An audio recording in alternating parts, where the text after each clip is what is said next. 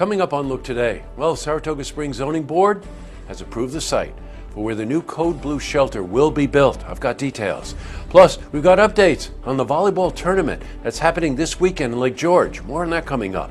And the city of Glens Falls is gearing up for the second annual Gem Fest. I've got those details. All ahead on Look Today.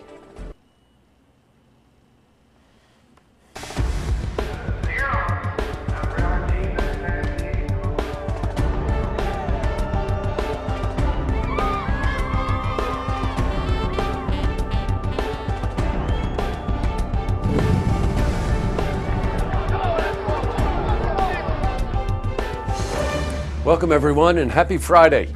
I'm Jay Hood Jackson. This is Look Today. Well, in tonight's program, I sit down with Susan Wagner. She's president of Equine Advocates, and we're joined by Cornelia Guest, actress and owner of Artemis Farm Rescue. And they're here to talk about rescuing horses, part 2 of my interview with them. I also sit down with Jennifer Frame, and she's Director of Development for Special Olympics New York. And she's here to talk about the upcoming Silk and Satin 5K race that's happening next weekend. Plus, we got your weather for the Tri-North counties for this weekend. But first, these headline stories. Well, in our lead story, Saratoga Springs Zoning Board voted to approve the site behind Shelters of Saratoga where the new Code Blue shelter will be built. Well, the current Code Blue shelter is located at the Soul Saving Station Church in downtown Saratoga. However, this location is temporary. So, Shelters of Saratoga are in the process of seeking a new permanent home. Well, Bonaccio Construction has committed to building the facility with assistance from the LA Group, and they're going to undergo any profits. We spoke to Mike Finocchi. He's Executive Director, Shelters of Saratoga. You know, just a huge thank you to both the Zoning Board and the Planning Board for all the time and effort that they put into this, because this wasn't the only project on the agendas. You know, there were many more projects on the agendas. So, you know, a special thanks goes out to them for all the time and the effort and just the diligence of getting it done and you know, asking the right questions and listening to all parties involved. But I really can't thank them enough.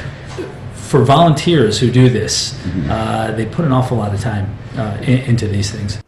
Well, there's a community working at its best. Up next, I've got some other news.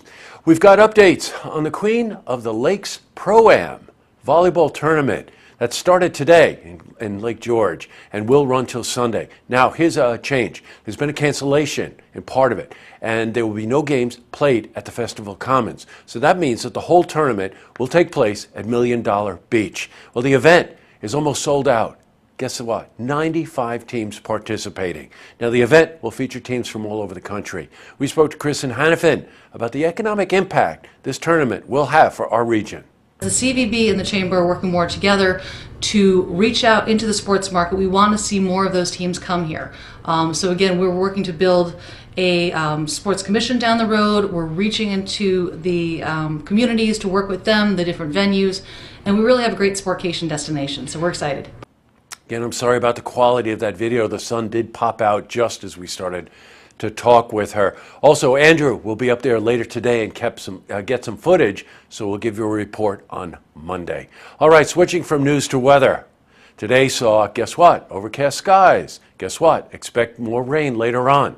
So let's see how the weekend is shaping up. For a more detailed look at our weather, let's head to the Glens Falls Weather Center for a look at your first weekend forecast. Thank you, Jesse. I'm meteorologist Clarence Sponsor. Here's a look at our first look weather forecast. First, the national maps. High pressure in control for much of the southeast tonight. It's going to bring a little bit of wet weather with this southerly breeze and what's left of Tropical Depression 4 and this stalling out cold front boundary making its way to the mid-south. This cold front boundary is going to make its way through portions of the mid-Atlantic and portions of the northeast along with this low pressure system and a stationary connected to the east. Here's a little bit more in detail. Temperatures tonight will be mainly in the 50s and 60s across much of the northeast. Here in the central capital district will be in the lower 60s for the most parts. Greenwich 63, Whitehall 61, Glens Falls 62 the overnight, low 60 in Bolton. Here's our outlook for tonight. We'll see storms likely. Could see a 10 to a quarter inch of rain. For the day on Saturday, we'll see a few more storms, otherwise partly sunny, 78 degrees. And then our extended forecast featuring the out the door forecast will be in the mid to upper 60s with more scattered storms. So the umbrella will be necessary as you head outside for Saturday. High temp only 78 degrees. We'll see a 20% chance of storms on Sunday as well. So you might need the umbrella each day in the forecast, at least through Tuesday of next week. Warmer temperatures as well, mid-80s for highs by Tuesday and Wednesday of next week before that sunshine at last returns for the entire day on Wednesday, and lows will warm up back to the mid-60s. So that's the first look weather forecast. I'm meteorologist Clarence Ponser. Now I'll send it back to you, Jesse. Thanks, Clarence. Well, with only 30 or maybe 20% chance of rain over the weekend, looks like it might sneak through. All right, back to the news. Well, the city of Glens Falls is preparing for Gem Fest on July 29th. Now, this is the second year of the festival. It will be featuring the best local musicians and artists in the area. Now, it's inspired by Move Festival in Albany, and guess what? South by Southwest. That's down in Austin, Texas. Now, bands will perform at multiple venues throughout downtown Glens Falls. Now, last year it was great. This year's venues are Mean Max Brews, Sandy's Clam Bar, JP Bruno's, 58 Bar and Grill. Well, we spoke to Brian Michael. He's director of Gem Fest.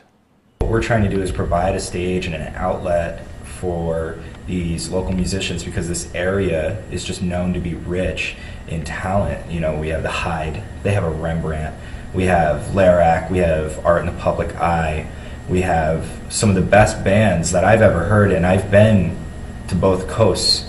So being able to allow for the creation of an outlet is what I set out to do, and I think that it's now taking on a life of its own.